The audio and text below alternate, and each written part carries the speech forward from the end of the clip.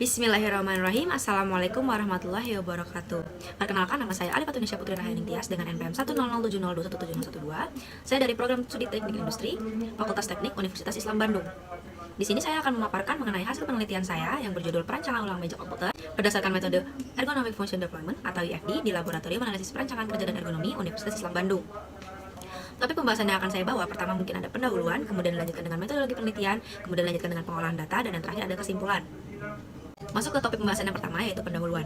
Fasilitas kerja merupakan suatu hal yang dapat menunjang jalannya suatu aktivitas kerja agar lebih mudah dikerjakan. Perbaharuan dari fasilitas kerja juga itu dapat dilakukan secara berkala apabila dikaitkan dengan kebutuhan dan keamanan bagi penggunanya. Program studi teknik industri memiliki beberapa laboratorium yang menjadi alat penunjang aktivitas akademik. Salah satunya adalah Laboratorium Analisis Perancangan Kerja dan Ergonomi atau Laboratorium APK dan E. Laboratorium tersebut memiliki beberapa praktikum yang dilakukan dalam waktu yang bersamaan, seperti praktikum gambar teknik dengan praktikum ergonomi. Kemudian juga ada praktikum terintegrasi yang dilakukan secara bersamaan dengan praktikum desain sistem kerja. Dengan ruangan yang terbatas, tidak memungkinkan bagi laboratorium untuk menambah meja untuk masing-masing aktivitas, yaitu aktivitas menulis dan juga aktivitas menggunakan komputer. Ruangan ini juga sudah dipenuhi dengan beberapa alat praktikum lainnya seperti treadmill atau alat ukur antropometri dan lain-lain. Sehingga setiap sebelum melakukan suatu aktivitas praktikum, perlu adanya pengaturan ulang ruangan atau pengaturan ulang meja komputer dari meja tulis ke meja komputer, gitu, ataupun sebaliknya. Sebelumnya sudah dilakukan perancangan meja multifungsi oleh Haris Nur Rahman tahun 2017 dan rancangan tersebut sudah diimplementasikan dari tahun 2018 hingga saat ini. Akan tetapi berdasarkan hasil pengamatan awal, meja rancangan tersebut masih memiliki beberapa kekurangan seperti ruang kaki yang tidak memadai, kemudian juga fungsi tambahan keyboard dan mouse tidak terpakai, dan lain-lain. Kekurangan-kekurangan tersebut menimbulkan resiko seperti timbulnya ketidaknyamanan ketika pengguna menggunakan meja multifungsi tersebut, atau sikap kerja duduk yang tidak sesuai, kemudian juga adanya resiko lain seperti monitor yang jatuh, dan lain-lain. Kemudian masuk ke topik pembahasan selanjutnya, yaitu mengenai metodologi penelitian. Di mana di sini yang pertama adalah studi pendahuluan, di mana studi pendahuluan merupakan awal dari rencana penelitian dan kita juga mengumpulkan informasi-informasi apa saja yang dibutuhkan. Kemudian ada studi literatur, di mana studi literatur itu merupakan lingkup teori yang akan menunjang jalannya dari penelitian yang akan saya lakukan. Lanjutkan dengan rumusan masalah. Yang pertama itu bagaimana resiko dari penggunaan meja multifungsi tersebut, kemudian bagaimana keinginan dari pengguna terhadap meja multifungsi tersebut, kemudian bagaimana yang baik sesuai dengan sudut pandang ergonomi, dan yang terakhir bagaimana rancangan perbaikan yang sesuai dan dapat memenuhi keinginan pengguna. Lanjutkan dengan penetapan tujuan. Yang pertama ada identifikasi resiko, kemudian dilanjutkan dengan identifikasi keinginan dan kebutuhan dari penggunanya, kemudian identifikasi spesifikasi rancangan yang sesuai dengan pandangan ergonomi, kemudian dan yang terakhir adalah membuat rancangan yang sesuai dengan kebutuhan dan juga sesuai dengan sudut pandang ergonomi.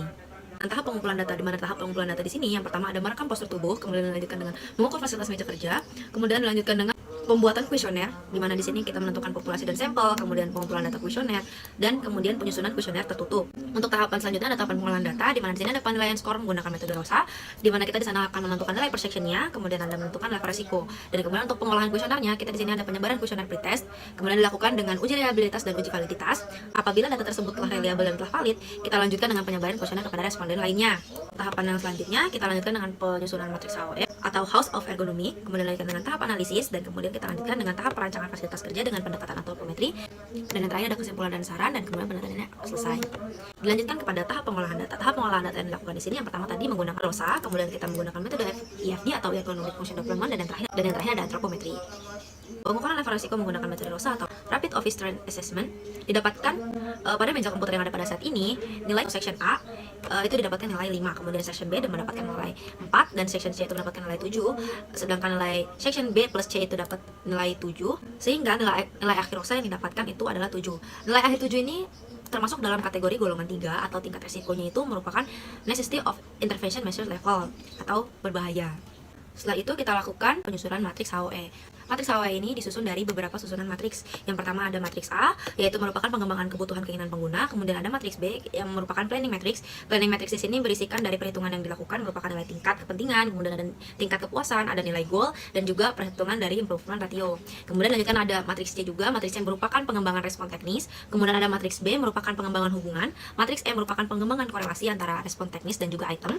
Kemudian ada matriks E merupakan pengembangan korelasi dari respon teknis. Kemudian ada matriks E merupakan pengembangan korelasi dari respon teknis. Kemudian yang terakhir ada matriks F merupakan pengembangan prioritas dari deskripsi secara teknis.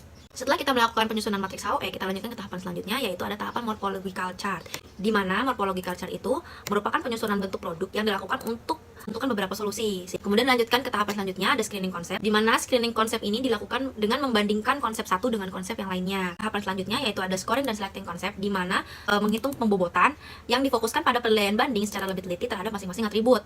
Setelah tahapan IFD, kita melanjutkan ke tahap selanjutnya yaitu tahap perancangan menggunakan antropometri. Di sini saya menggunakan 10 dimensi tubuh terpilih untuk membantu menentukan ukuran tubuh yang ideal. Dimensi tubuh ini dipilih untuk disesuaikan dengan rancangan yang telah dibuat. Penilaian yang didapatkan dengan menggunakan metode ROSA pada usulan rancangan perbaikan komputer ini, di mana nilai 2 ini termasuk ke dalam golongan 1 atau tingkat resiko low dan tidak berbahaya.